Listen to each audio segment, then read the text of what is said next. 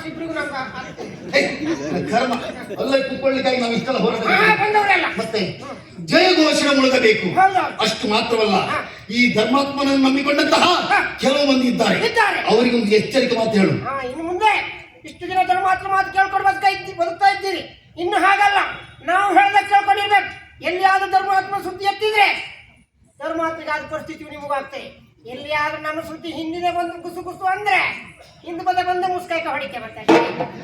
ಮಾತಾಡ್ಲಿಕ್ಕೆ ಅದುವೇ ಅಷ್ಟು ಮಾತ್ರವಲ್ಲ, ಈ ಮಾಣಿಕ್ಯಪುರದಲ್ಲಿ ಇಲ್ಲಿನ ಸರಪಂಚ ಕಾಳಿಂಗನ ಎಡಗೈ, ನಾನು ಬಲಗೈ, ನೀವು ನಾವಿಬ್ರು ಇದ್ದದ್ದು ಹೇಗೆ? ಬೆಂಕಿ ಗಾಳಿ ಇದ್ದ ಹಾಗೆ. ಬೆಂಕಿ ಗಾಳಿ, ಬೆಂಕಿ ಹಾಕಿ ನಾನು ಗಾಳಿ ಹೆಚ್ಚಾದ್ರೆ ಪ್ರಕಾಶ ಹೆಚ್ಚುತ್ತದೆ. ಪ್ರಕಾಶ ಹೆಚ್ಚಾದ್ರೆ ಉರುಳಿತದೆ, ಸುಟ್ಟು ಭಸ್ಮ.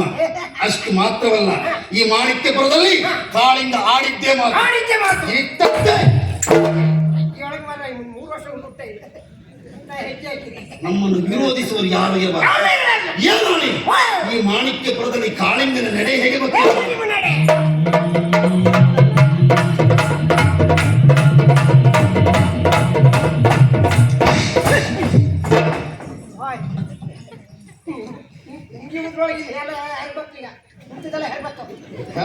ಮಳೆ ಇಲ್ಲ, ಸಖಿ. ಇದು ಕಾಳಿಂಗನ ನಡೆ. ನಿಮ್ದು ಕಾಳಿಂಗನ ನಡೆ, ನಂದು ಹೈಸರನ ನಡೆ.